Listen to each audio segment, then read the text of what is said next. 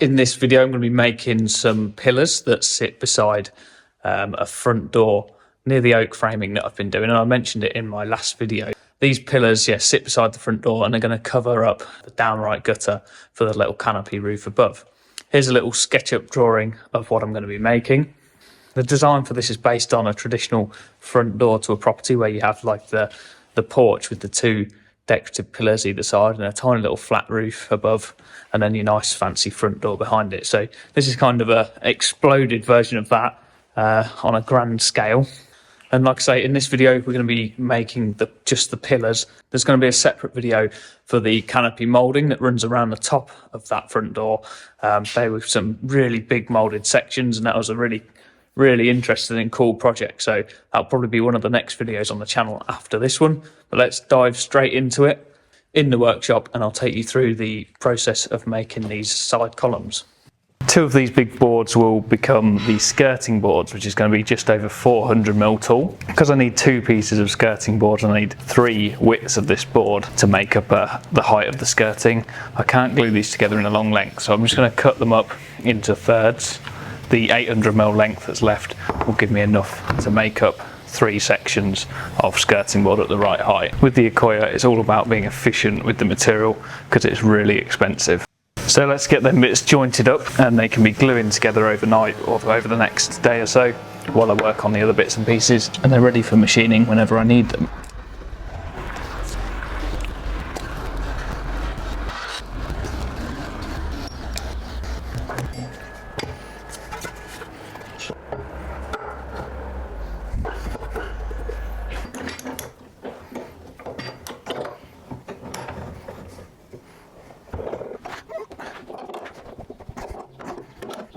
So I'm just going to work on the face frames now. You can see 3 rails in this picture, but I'm going to just put a 4th one in under here to support the bottom of the skirting and 2 across the front. So I've got 4 little rails, managed to get them out of some offcuts of timber that were on my little offcut rack, so saved cutting into an extra length of this stuff.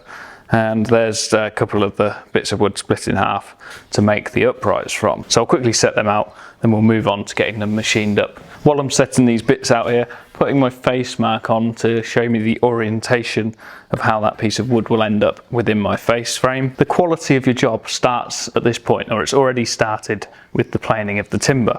But if I orientate this in the wrong manner, I'm going to end up with an imperfection or a rough bit of timber in the place that I don't want it. So even though the back of these face frames is just inside the box, one side of it is going to make up the side of the box, so I don't want any imperfections if I can help it along this back edge opposite the inside edge. So if I've got anything that's an imperfection on this corner, I'm airing it towards the inside edge here because it will literally not be seen at all. This part here is a perfect example. So I've got these notches. I think it's something to do with the felling or the machining process of the timber when it's being rough sawn, and it's just dug in every so often on that corner. So I'm just going to put that on the inside edge, and that's going to be completely unseen by the finished article, and this side will make up the side of the box.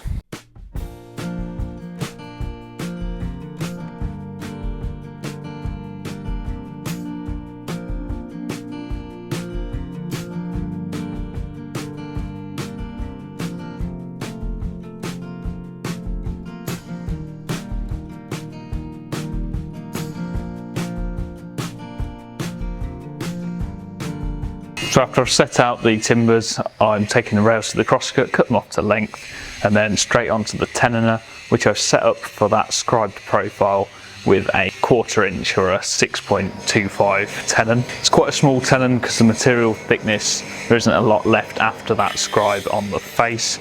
So I think when I put my panels into the groove, I'm going to have to rebate the back of the panel so that I can use a thicker material to give it some strength, but have a little 6mm slot where it goes into the outer frame.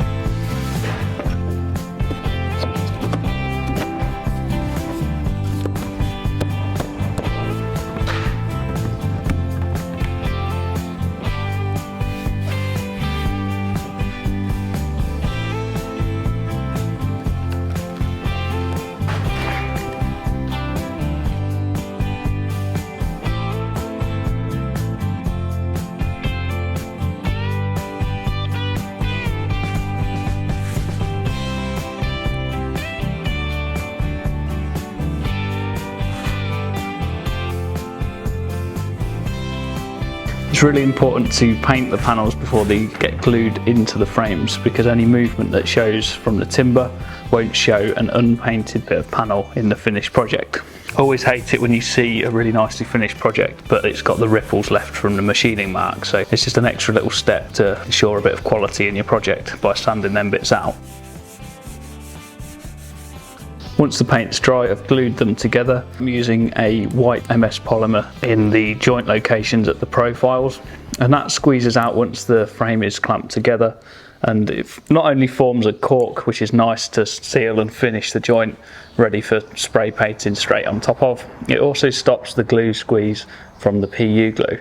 I did a little video on this, so have a look back through the channel if you've not seen that one yet.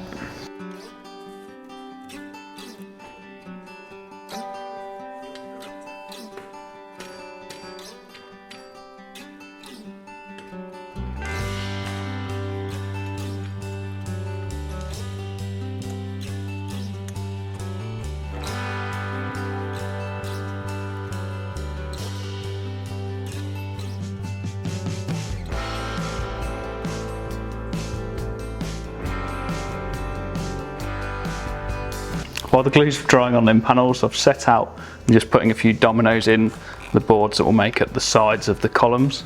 I'm just making sure the cutter is set well back from the face, and this is in case I'm going to put a chamfer on the front corners of the columns in the future.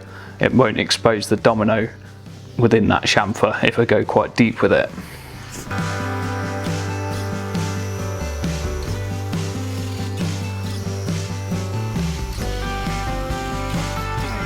Okay, so let's get this out of the clamps. Get rid of all these glue snots.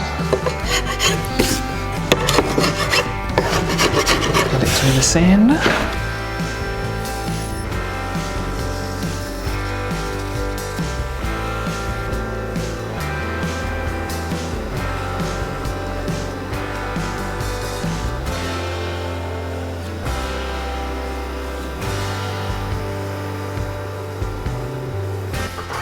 So I've cut all the top square. I'm just going to reference off that top edge to keep them in line and mark my dominoes on the face panels and get them jointed in the back.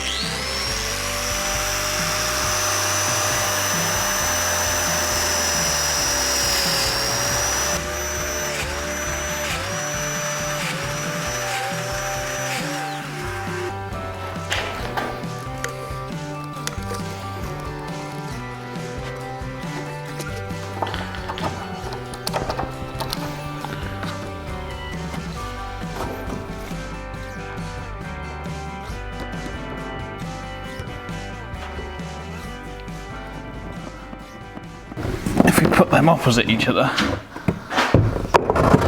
they clamp each other tight without bowing the face frames. Using these wide boards, clamp it all together.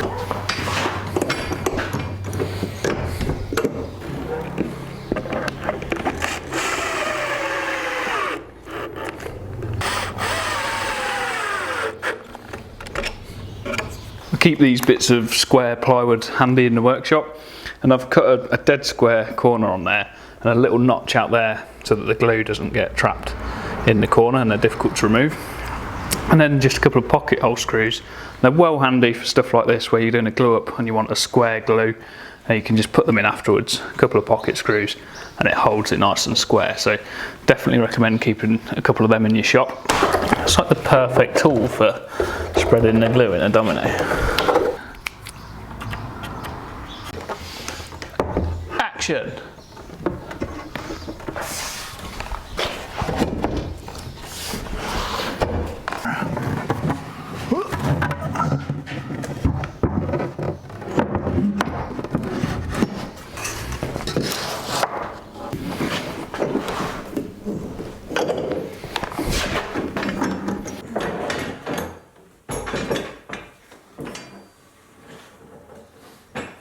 Now that the panels are glued together and are nice and square, just pushing them over the planer to get an absolutely perfect square edge, but also to flush up the glue joint lines, and it just makes it easier during the sanding process. Of which I'm using the Festool belt sander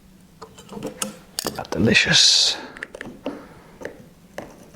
Look at that, it's beautiful.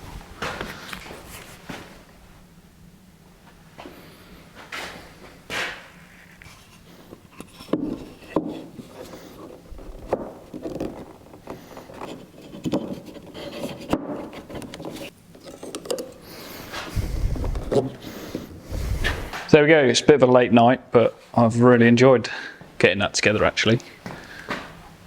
And that moulding is just beautiful. That has turned out just stunning.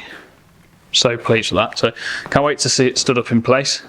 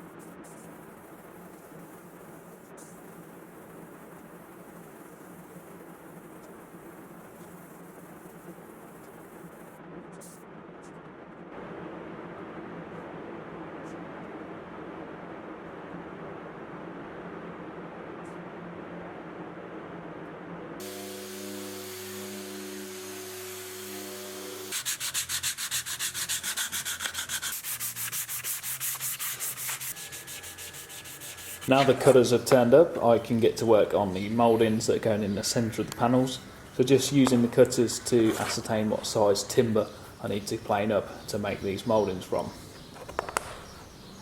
Even though the mouldings are quite thin, sometimes it's better to have a thicker piece of wood to allow you to mould it accurately and then rip them down afterwards to size.